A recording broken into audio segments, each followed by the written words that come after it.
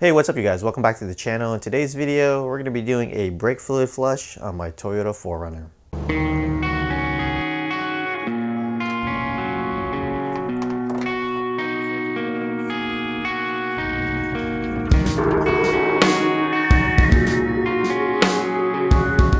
Now typically you do a brake fluid exchange every 3 to 5 years just because sometimes water can get into the system.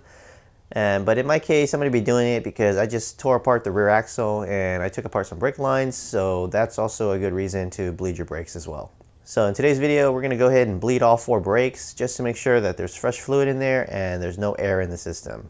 Let's go ahead and take a look at all the tools and parts we're going to need for this job. All you're going to need is a 10mm socket here. This is to break the bleeder. Once you break the bleeder, you're going to transition over to this open end 10mm wrench, and this will allow you to open it and close it much more efficiently. You'll also need this one-man bleeder bottle here. Make sure you get the one with the clear hose. If you get the clear hose, you'll be able to see the old fluid come out of the hose a little bit easier, but we should be able to do it with this one.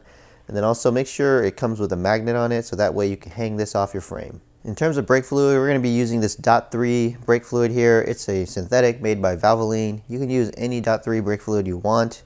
This one just happens to be a synthetic .3 and .4 fluid. Let's go ahead and get started with the job. First thing you want to do before you start is fill this bottle up about 1 inch or so that way the hose is below the brake fluid. Mine already has a whole bunch of old fluid in here, so I'm already good to go. But if you're doing this for the first time, go ahead and pour some of this new fluid into here. That way, when you let go of the brake pedal later, it doesn't suck air back into the system. Okay, we're in the engine bay now, and right about here is where you're gonna find your brake reservoir. This is where all the brake fluid goes and distributes out to the system. If you notice it's really dark here, then good thing you're flushing out your brake fluid because that means it's probably really dirty. First thing we're going to do is open this cap here. Now if your brake fluid is low, it likely means your pads are being worn down, so don't worry about it too much. We're going to go ahead and fill it to the high level here, and in my case it's already to the high level, so we're good to go. So go ahead and close it back up now, and we'll move to the next step. Okay, now that we have the reservoir topped off, we're going to go and bleed one wheel at a time. And the rule of thumb is to bleed the wheel that's farthest from this master cylinder first, and then work your way towards the front. So we're going to go into the passenger rear, and then we're going to go into the driver rear, and then we're going to go into the passenger front, and then driver front. Let's head back to the passenger rear tire, and I'll show you guys the next step. Okay, we are back here on the rear passenger tire, and right here, right above the brake line is where you're going to find the bleeder valve, and it's right here. Normally you're not going to have this cap on there because it's likely lost, but mine has it. And what you're going to want to do is take your 10mm socket and go ahead and break it loose. Now be gentle with this because you don't want to break this, because if you break it, you're going to have a bad day and a much bigger job. Okay? Shouldn't be on very tight. Should be able to actually spin it with your fingers once you break it free. Next thing you want to do is hook up your hose to the bleeder. Just like that. And this is going to go right on top of the frame. Okay, here's what the setup looks like. The hose is hooked up to the bleeder and it's cracked open. And we're going to want to put the bleeder bottle up higher than the bleeder screw, so that way it bleeds properly. And then the next step is to go into the vehicle and pump the brakes 8 to 10 times, and that'll pump the old fluid into the bottle. And because it's a self bleeder, it won't pump any air back into the system. It's just going to pump the old fluid in. And what we're going to do is, since we're pumping it 8 to 10 times, it should get to the new fluid, so that way you have fresh fluid in your lines. Okay, so go ahead and jump in the vehicle, and what we're going to do is pump the brakes 10 times slowly here. And you can see on the bottom left, as you're pumping, the fluid will go down, and it won't go down too far, so you should be good. And once you're all done, you can see the bottle on the right is filling up with that fluid, and we should be all done with this side. Okay, and down here, now that we're all done with this wheel, we're going to go ahead and close the bleeder valve.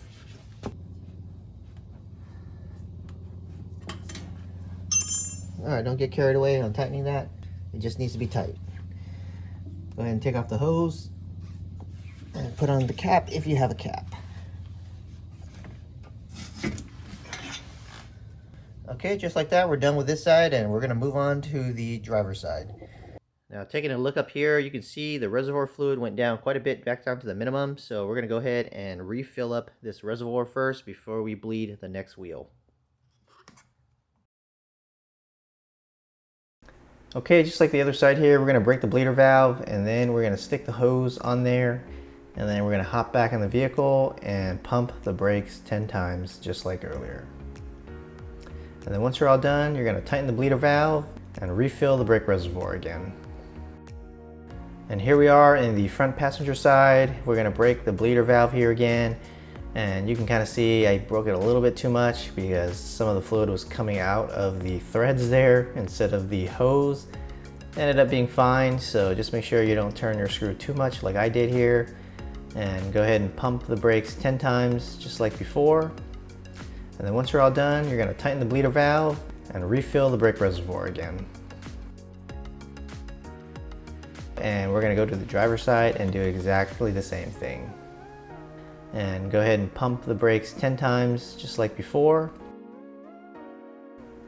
And then once you're all done, you're going to tighten the bleeder valve and refill the brake reservoir again. And to get a sense of how much brake fluid is left, there's still quite a bit in here. So if you buy this big 32-ounce jug here, you should have plenty of brake fluid left over.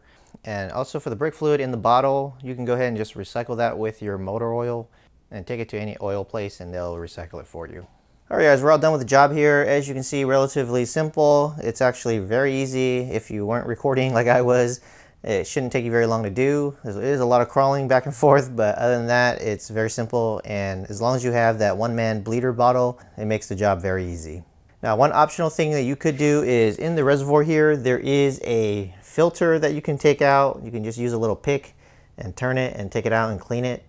I decided not to do that since I've already cleaned it before and everything looked fine for me. But if you notice some stuff in there, you can go ahead and take that out as well. You can just basically, it turns and then it pulls out. And you can clean that with some brake cleaner, and then once it's dry, you can put it back in.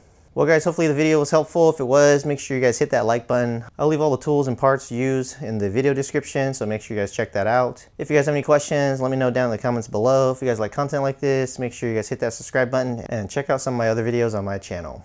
As always guys, have a nice day, and I'll see you guys in the next video.